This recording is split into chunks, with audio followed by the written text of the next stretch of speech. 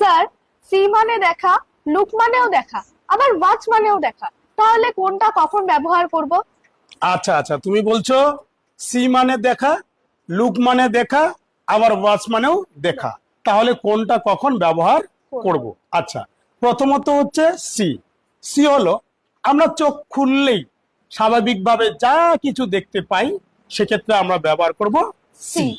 ঠিক আছে, সি এর ক্ষেত্রে আমরা কোনো কিছুকে ইচ্ছাকৃতভাবে দেখব না। চোখ খোলা থাকবে, খোলা থাকে, স্বাভাবিক কারণে আমরা অনেক কিছু দেখতে পাই। এক্ষেত্রে আমরা ব্যবহার করব কি? সি। সি। যেমন তুমি বললে আমি একটি পাখি দেখতে পাচ্ছি, I can see a bird. তুমি কি গতকাল তাকে দেখেছো? Did you see him yesterday? বোঝা গেল।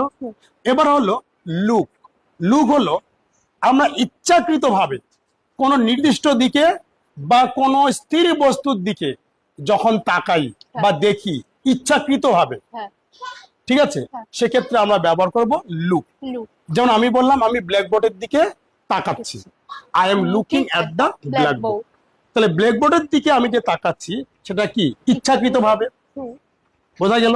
সে আমার দিকে তাকিয়ে আছে, he is looking at me. সে ইচ্ছাকৃতভাবে আমার দিকে তাকিয়ে আছে। বোঝা গেল।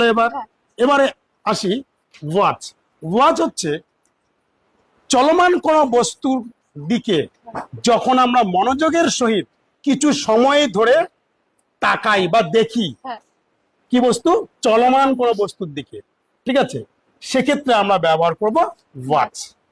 যেমন আমরা টিভিতে যখন মুভি দেখি, মুভিটা কি চলমান, ওখানে যারা মুভিটা করছে ওরা তো চলমান, তাই না?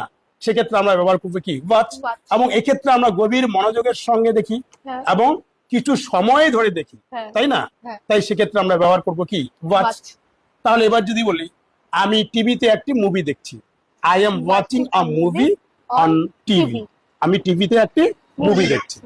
আমি ক্রিকেট ম্যাচ দেখছি, I am watching a cricket match. কি বলবো?